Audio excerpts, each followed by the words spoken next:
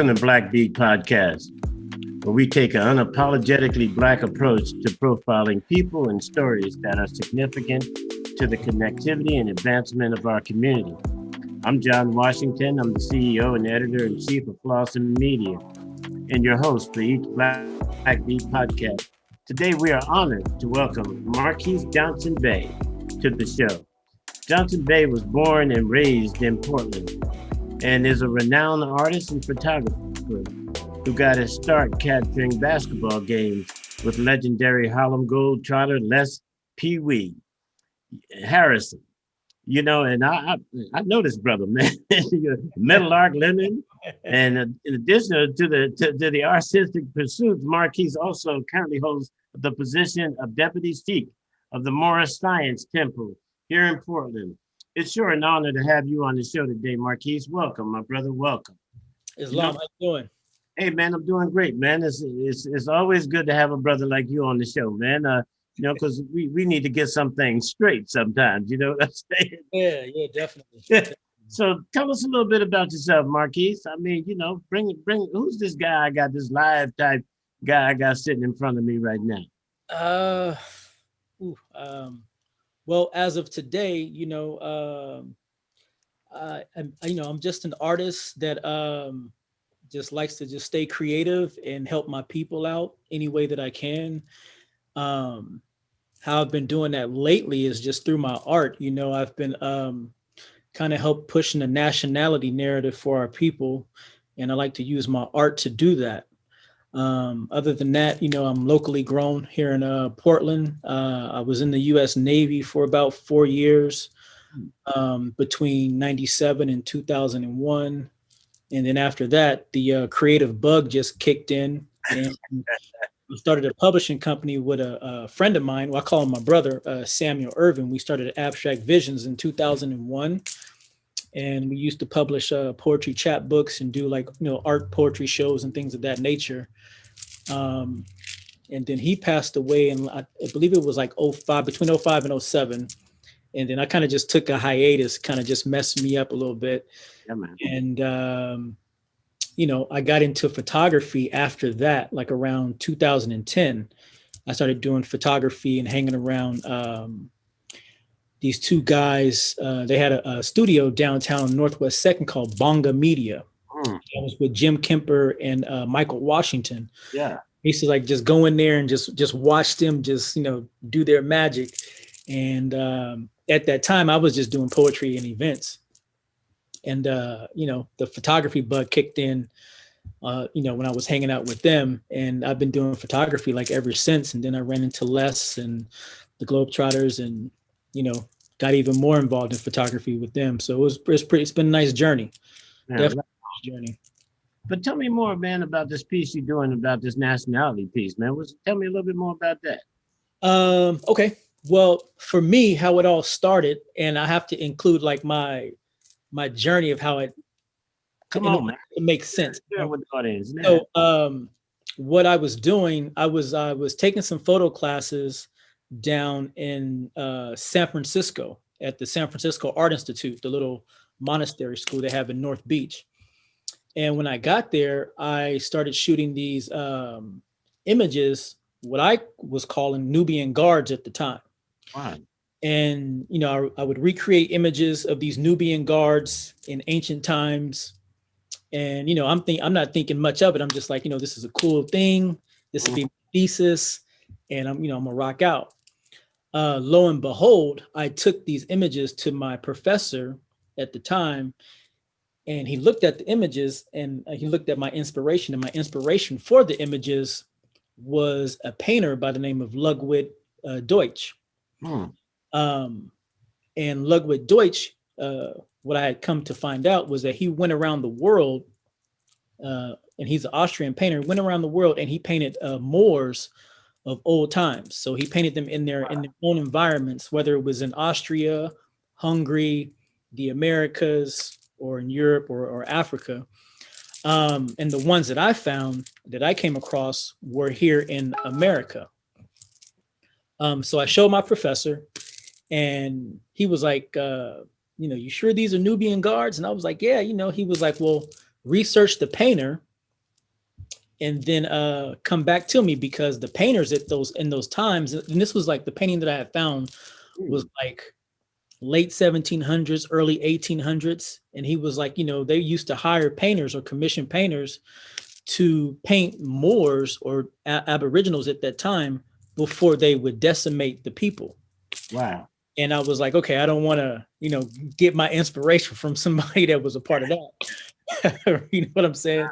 So I researched Ludwig Deutsch, and I kept finding other painters like Rudolf Ernest and some other ones.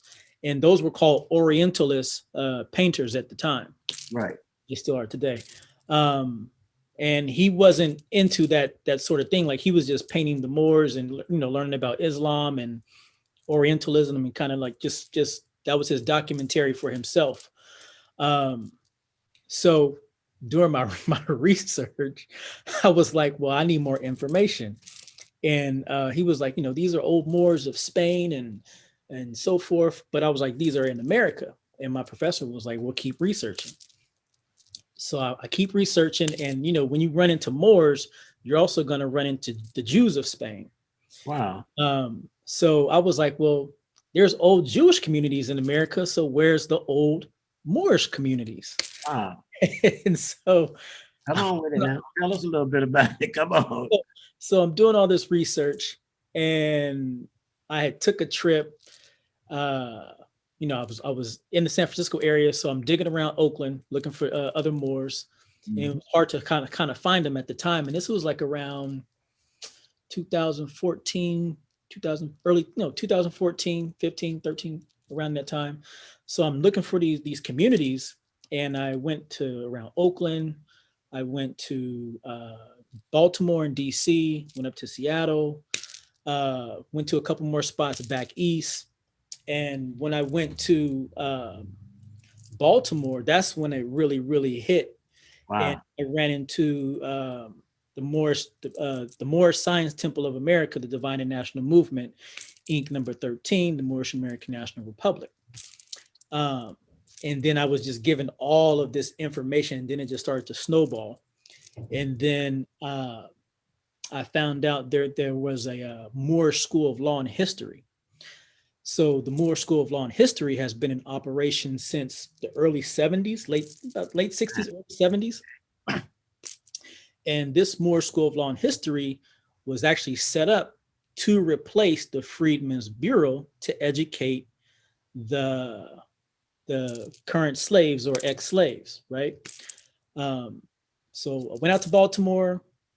I talked to the Grand Sheik and other members out there, got a bunch of information. Then my research took me back to Portland, because I found some Moors here in Portland. And all this time, I was going from Frisco to Portland, Frisco, and to Baltimore. Yeah. So I left San Francisco. Actually, before I left San Francisco, I was given a book by the title of Exhuming a Nation by Noble Drew Ali. And this book is like 400 pages. And as I'm in school, I'm spending more time reading this book than my actual classes, because this pertains to me and my photography project.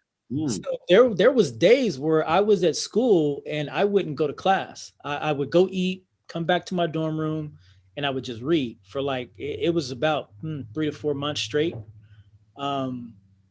It was just a different fire got set inside of me for this photography project. At times I forgot I had a photography project because I was doing so much research. Yeah. And I actually became what I was searching for, because that's who I was. Wow. And I had learned through my research and other just, you pick, when you run into more science, you run into other metaphysical knowledge.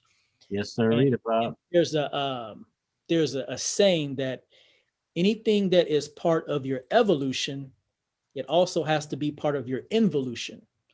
So the fact that Negro, Black, African American was a part of my evolution, and I discovered more science in my involution than on my evolution, on the other end was more science. So that's always been a part of who I was from the get-go. So that's one thing that we don't deal with in society is we never talk about the involution part of our evolution. And that was one of the most important parts that I So, discovered. so your definition of involution is the learning, the knowledge of the internal self, Exactly. the awareness of the internal self. Yeah, and you know, bro, we've been on that platform and mission. We'd be amazed at a lot of the interviews. Somewhere along those lines, is that somewhere in there is that conversation, and it's not. It doesn't necessarily sound as eloquent and as organized as you make it sound, but Mhm. it would seem to allude to that internal messaging, that conversation, that internal conversation, man, Mhm. and how important it is. You know, but now that we own this topic, man, share with me a little bit about your perception about race relations in this country today. What's your perception a little bit about it? And then we'll come back to a little bit about, you know, the storyline around the photography and all that. But I'm just fascinated, man, and how you would keep, you know, utilize your knowledge of the self today in relationship to what's going on in the world today. Okay. Um, well, I'll have to say that one, um, my perception of what's going on in today's society Yeah. is very, About very race different. relations. Yeah, it's very, very different from your average person, I would have to say.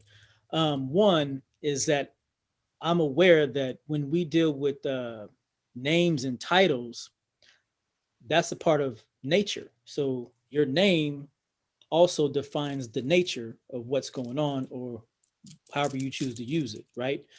So I know that if a person decides to call themselves a doctor, they will manifest things that will help them become a doctor. They will manifest the knowledge, the conversations, the tools, and so forth, and then they will progress to become a doctor because that name, the nature of that name, will manifest. Right. Now, if that person wants to be a basketball player, they'll manifest basketball games, the dress code, the language, and then they'll manifest that career.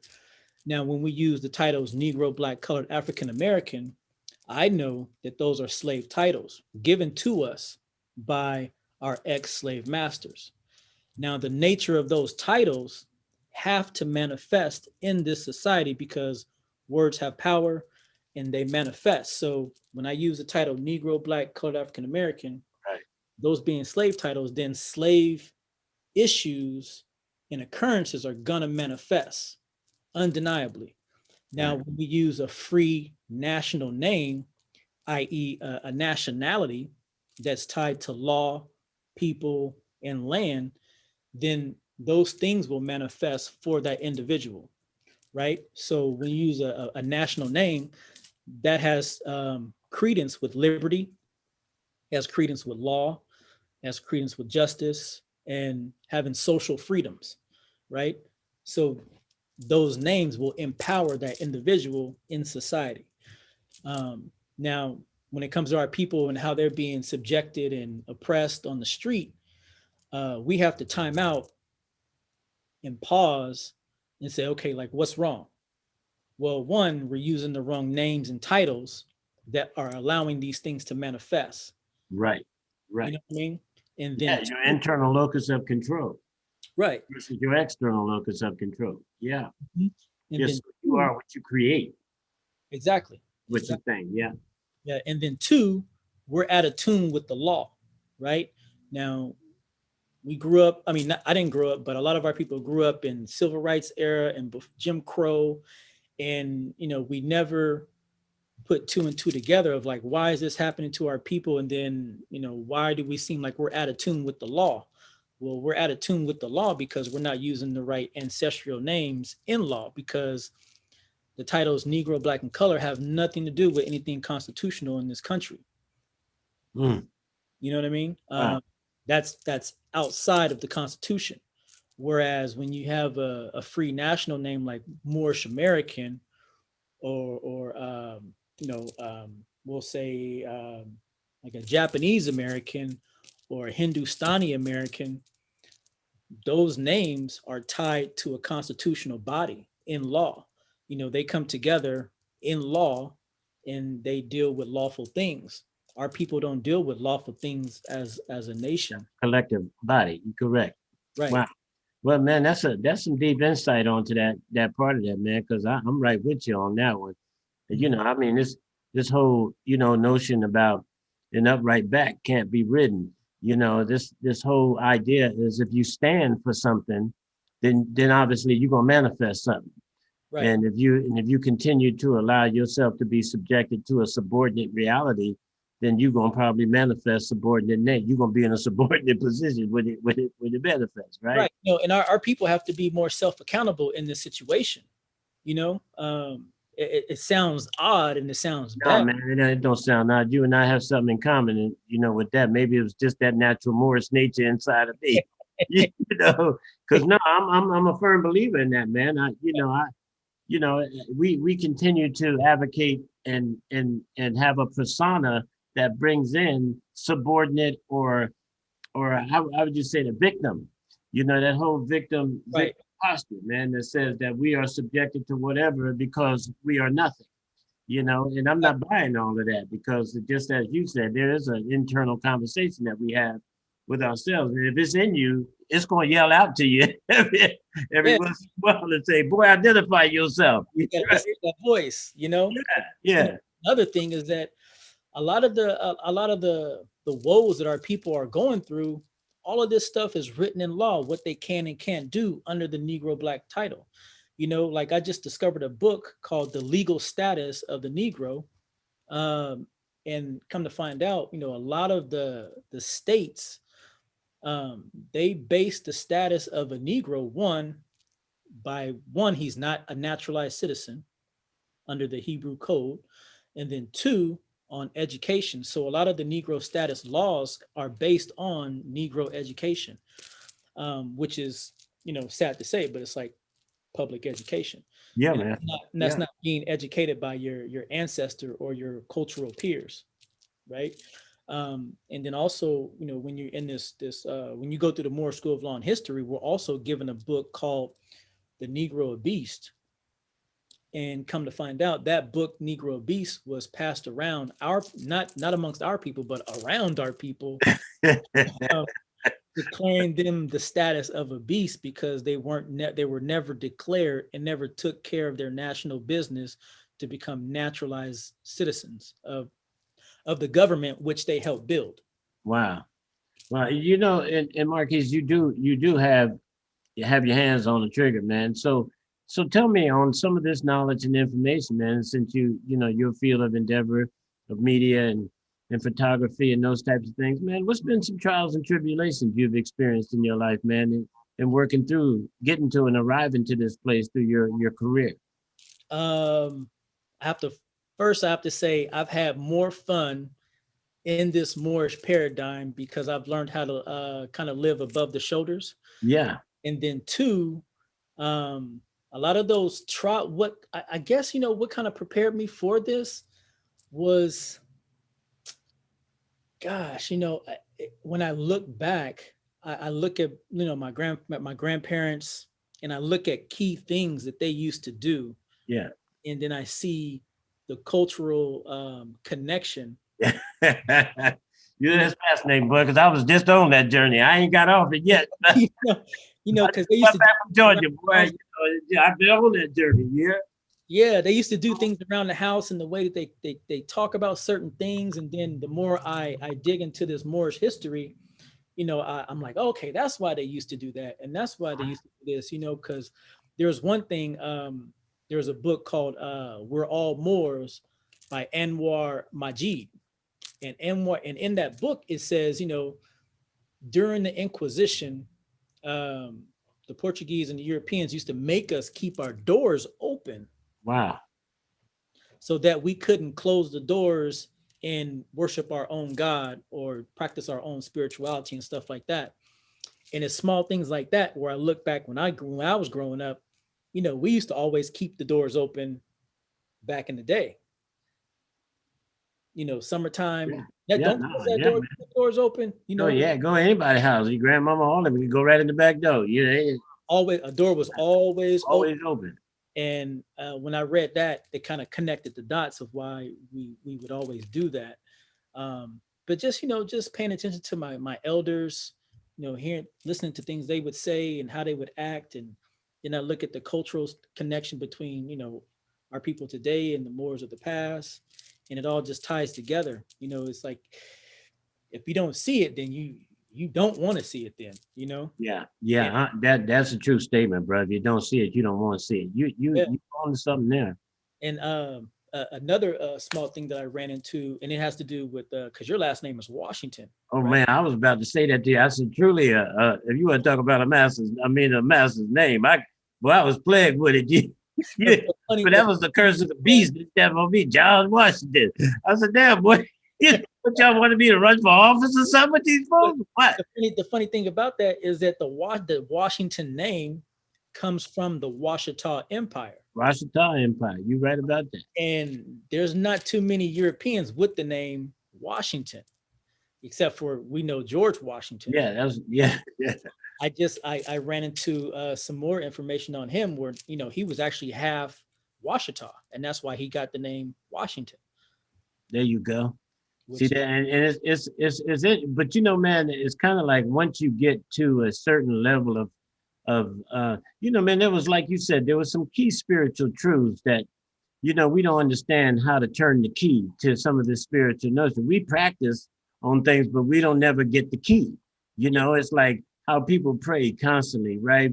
And they pray and they go, well, my prayers don't get answered. Well, maybe because you don't understand that there has to be an emotional appeal to go along with that prayer, yeah, as a key, yeah, for it to be received, and these were the little things, like there was so much omitted from us. We got a chunk of the knowledge, but the keys was always taken out of it. yeah, You exactly. and so, but hey, man, but so tell me, so you got your joy, right, from finding your internal spiritual self, Mhm. and you arrived to it. So now you're in the arts, and so bring us, man. Just so how you conveying that message through your art now? Um, How's all that working? so when I was in Frisco, I turned that so-called Nubian project into a Moorish photo series project. Wow. So what I've been doing since like 2014 is I've been going around photographing Moors around the country whenever I can, Wow, man. whether they're locally or if I'm in Detroit or Baltimore or whatever, or down in Cali. And what I'm creating is a Moorish coffee table book. So I'm pretty much done with it. The research is done. I just have a few more photos to take, and it's like these canvases on my wall. Yeah, I was looking at them. Yeah, so those are a part of the. I'll just grab this one real quick. So like this is part of the Moorish photo series, and Wow. so I also do canvas work for that series. So whenever I photograph some Moors, I make sure that that person gets a canvas, and that way, I'm able to keep a copy and document it for the book as well. So it's a similar process to the basketball project that I just completed. Um, So yeah. what was the Morris take on athleticism? Oh wow. So the Moors used to use basketball as a they have it as like a game of a challenge where it's like like how can I put this in a simpler term? Well, we have this thing called a gauge, right?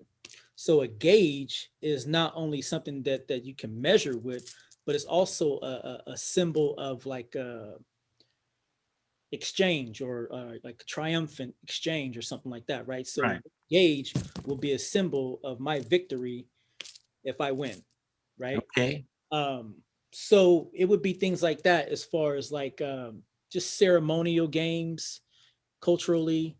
Um, the Moorish and the basketball thing goes back to the Aztec days down in South America, or what they call with the Olmecs and what Right. have you.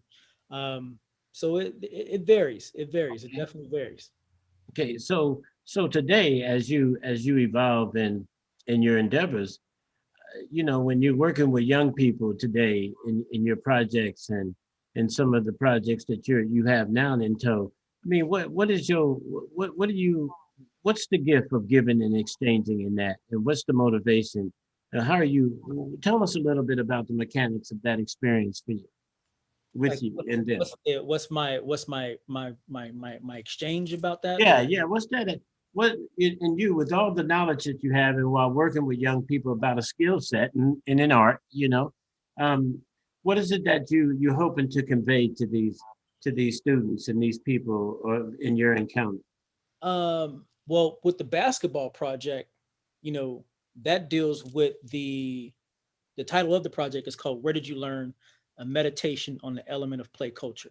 Huh. So with that specific project, my goal is to with the gems that or the jewels that are in there is to show people that you're not just playing a game.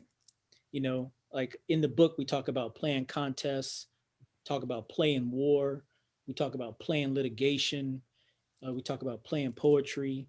So when a person is playing, it's not just, yeah, you're having fun, but there's always more at play, whether it's the unknown, whether it's the unknown, the seen or the seen or the unseen, the heard or the unheard. There's always something at play. It might have to deal with your destiny. It might have to deal with your fate. It might have to deal with something legal. But when we deal with play, it's a cultural thing also, that it's a character builder. Yeah, It's an interlude to your yeah, day to let you recharge. yeah. It's all these different factors that happen, and I just want the younger kids to know, like, although you're having fun, here's some reasons why, or you can add this or think about this when you're playing or when you're learning to play. Um, and it also allows Oh, the man. person to kind of manifest and teach themselves some new things, to new dynamics when they play as well. So it's just something I just thought they should have. I mean, there's like character builders in there as well that I. No, no. Marcus, I think you're right on point, bro. And I would have never been able to validate that with you if I didn't have that pathway that I had to come through myself. You Mhm. know, as a former athlete myself, one didn't know and understand the motivation for it at that time, but it was definitely the vehicle. Mhm. I mean, for me, for escaping of poverty, but not just escaping poverty, man, but evolving in character. Yeah. It's amazing how it exposed me to myself. I don't know who it was that said that, Obama or somebody that said that situations don't make the man, situations show what the man is really all about. Mhm. You know, and for me that was really seeing behind the veneer, being able to challenge myself to feats and heights that was amongst the 10% of this country, first opened the door. But and a lot of the times I didn't necessarily like what the door when it opened up, what I saw. you know you know Right. because most of it was pointing. The vehicle was mostly pointing at that external trap. It was Right. about money, cars or whatever that was. And so, but it wasn't necessarily the interpretation. It unconsciously it gave me the value of self. Yeah. And once I had that, it was now a level of maturity with that came ensued, and rather it was the Moors, rather it was through the Masonic order, whatever that was, the whole idea of that was about capturing the self and having that essence of understanding the source of dignity, Yeah. you know, Yeah. and that true nature that Paul Robeson and everybody else talked about before us was, I simply just wanted to experience what it felt like to be a man. you know, you Yeah. know, Right on. and he had to go to foreign soil to be able to experience that experience. And but to know that you captured and you have in tow something that you could offer the next generation, because along this sense of empowerment or this sense of taking back this wrongdoing or however, it has to be replaced with a sense of a value of some kind, and Yeah. that internal value that you seem to hold in tow about the Moors today, which has been something long in coming. I mean, it's always been in our side view, but nothing seems to want to, several brothers like yourself, bring it into our front view and Yeah. challenge us. And one of the reasons why I think I go so hard on the issue, especially within the arts, is because, when a people is conquered, man, the first Oh, thing they take is the arts. talk to me, boy. They, Talk they to take me. the arts. Woo, talk to me. Let me know. Let them hear what you had to say. When a Yeah, people are conquered, they take away your art, cherished values, such as your art, the the thing art, that reinforces who you are. yeah, they To your external, but it still tells the story, right?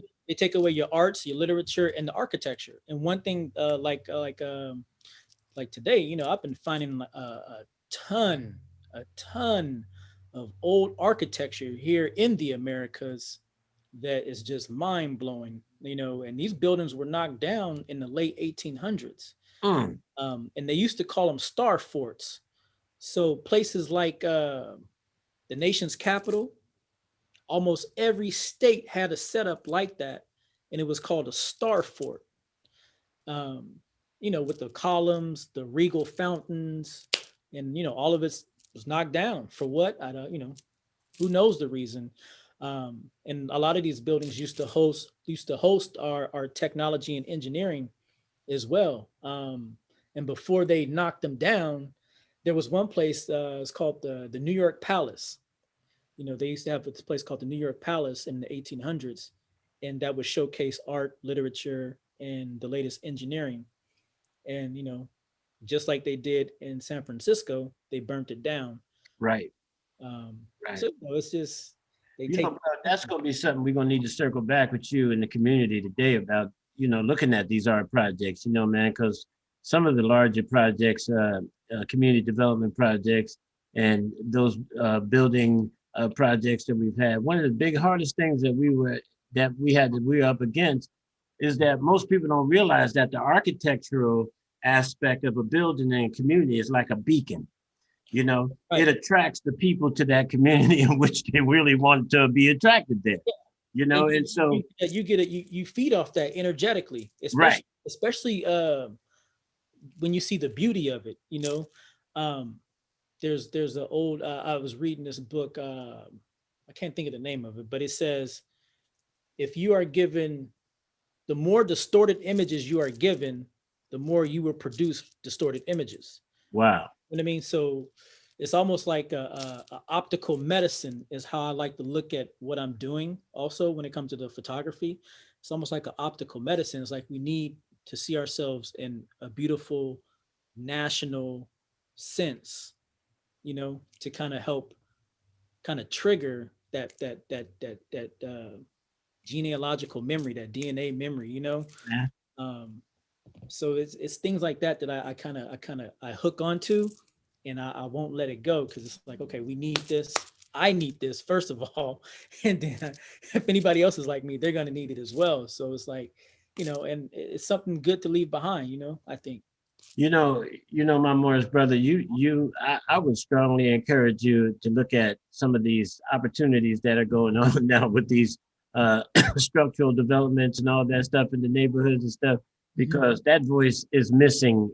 The voice you bring to this equation is a missing equation in this, and it's one. Believe it or not, though, it's being searched after. Mhm. I mean, because you couldn't find too many black journeymen who know how to place a crown on the top of a building that represents the black culture.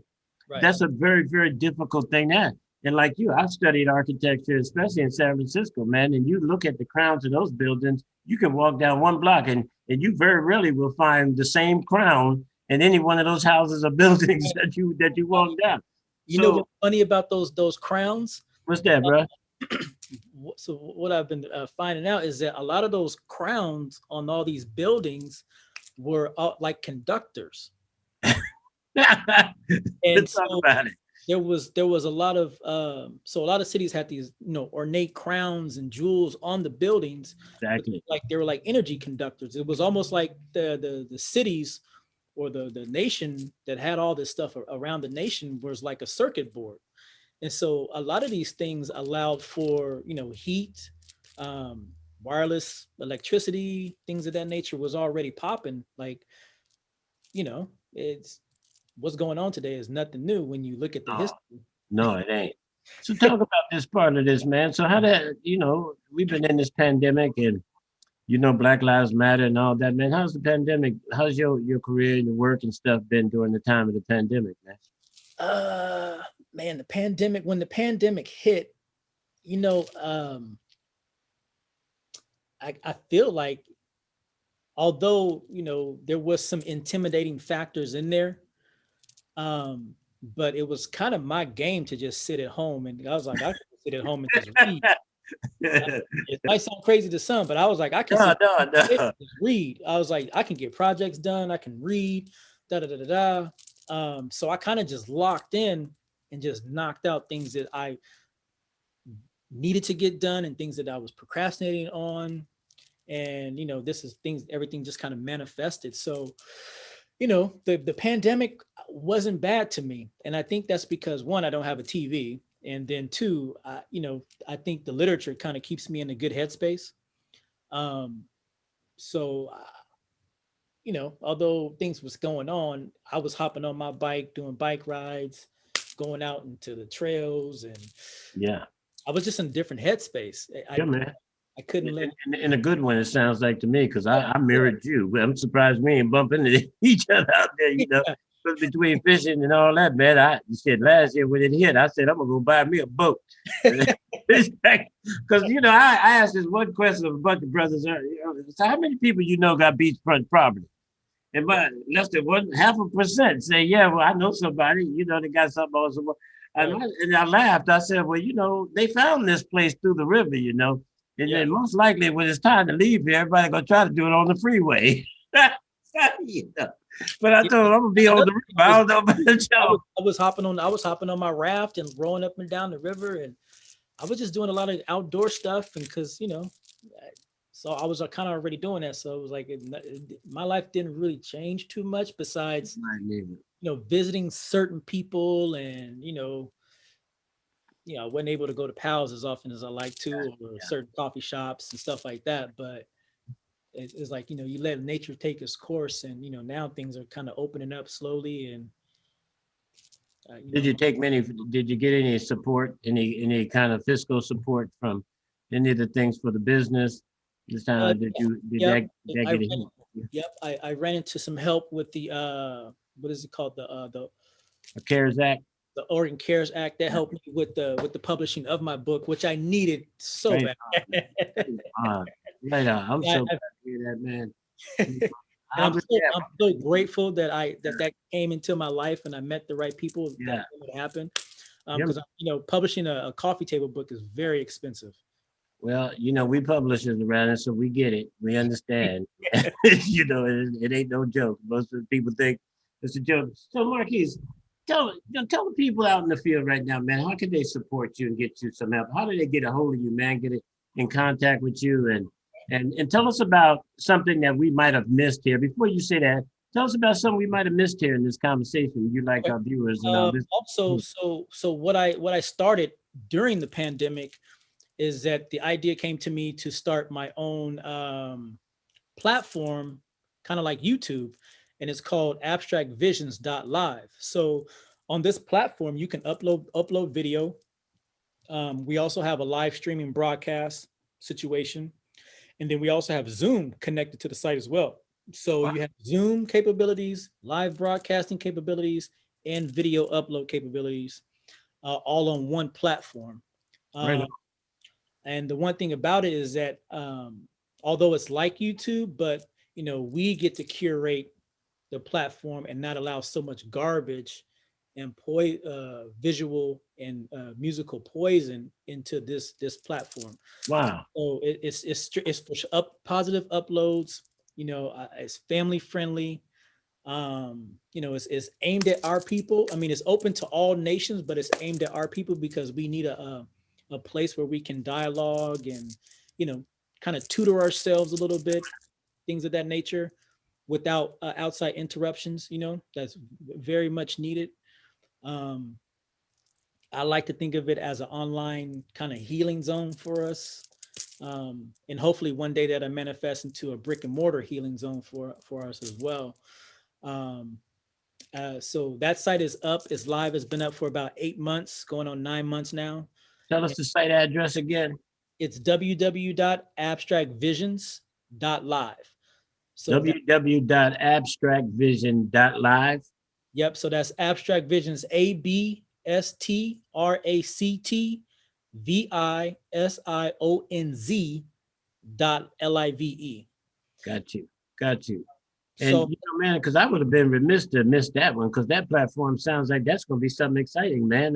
yeah, yeah. So And you so want people to we just have go to it and drop some stuff on it, or do you get a yeah, hold of you? How does that all work? yeah. You can just go to the site and help build it up. It's just like YouTube. Upload videos, create tutorials, educational programs. You can do a podcast on there. We have enough space on our server to host podcasts. We can host films. We've been hosting Spanish classes on there like every week now, which has been nice. And then we're actually getting ready to plug a store to the site. So Well, you know, right on. also Yeah. having a vendor situation on there as well. Wow. Man, bruh, this has been a real eye opener, Marquise. I am so honored to have you on the show today. Oh, I thank you. really am. So, what's Technology Association of Oregon? Tell me a little bit about that. Say that again. The Technology Association of Oregon, is that something that you involved in also? I had a meeting with someone from that organization. I believe his name is Skip, and he gave me some yeah, he Yeah. gave me some good direction as far as like the site, site maintenance, people to talk to as far as helping the site get going and help it build it up. I still have some more meetings to get under my belt to get some more help for the Right. site. But it's definitely a relationship that I definitely want to get tied into in the future. Um, I'm definitely looking forward to that. My brother, I think you're on to something. Name of the book. Where can we get it when you get that Oh, coffee table book? so that's what I'm doing. So I'm building the website to plug into Abstract Visions Live. So you're going to be able to get the book. So this is the book. This is the coffee table book. Oh, wow. 126 pages, beautiful image. Wow. And then also I created this this beautiful journal. And you'll be able to get this as well. So this journal is you'll be able to get this on the website. Wow. In the side, when you open it up, it says "Know Thyself," and this is Wow. your artists, your writers, things of that nature. Wow. I like that. I really do like that. And And I then think the coffee table book is going to be pretty exciting too. Sounds like a spendy endeavor there on that one, huh? for the journals or the coffee table book. The coffee table book. It's a Yeah, nice large book and yeah, pretty. yeah. It was a pretty penny, man, to get this. Yeah, that's what I'm saying. But nothing good today. Like I said, everything good today is gonna be what it is. Mhm. Because if it's good, you're gonna pay for it. Yeah, And that's the nature of the investment in anything. Man, I don't ever invest in nothing that I can't get some life out of. And most of the time, if I can get some life out of it, it's gonna cost me some money. Shit that you don't get no life out of, it don't cost you that much. So that's yeah. all the way. And we'll have canvases. So when you look through the book, you'll see the images of the different pictures, and I have art canvases to match, just in case people want to buy the art canvases. And then also I started a incense line called the Fragrance of Nobles. So this is a really nice thing that they'll be on the website. And then also uh, a line of backpacks. Man, that's where that backpack came from, man. My partner came in to see me.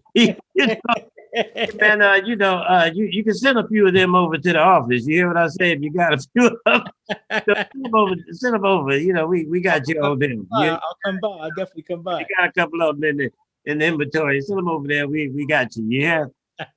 But listen, Marquis, this has been a really great story, man. I am really, we might have got a little bit off track, but man, some of these things that you got your hands on, man, I'm really actually, impressed, man, to a greater degree, because I think you've gotten your hands on a way of doing things that bring us back to our community, our foundation. Mhm. And most importantly, man, being able to walk away with something that leaves you intact and with some dignity and some sense of self-respect, man. And so I applaud you and respect you for that, and thank you for being part of our show where we take pride in improving people's perceptions of capability, significance, and influence in their lives and in the lives of their family and their community. So, my brother, I do really respect and appreciate you coming on the show today and giving us your blessing, man, and giving us a little bit of your time and your energy, man. And may you have a blessed day. You hear? Yes, thank you. Respect, man. See you soon. Yes, sir. That's what that's all about.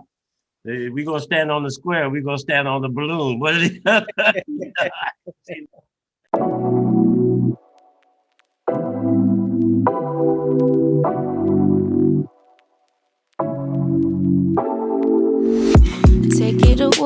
Take it away, feeling too good to me. Chilling all day, all in your space is where I wanna be. Here in this room, what did you do? I just can't get enough. Too caught up in your love.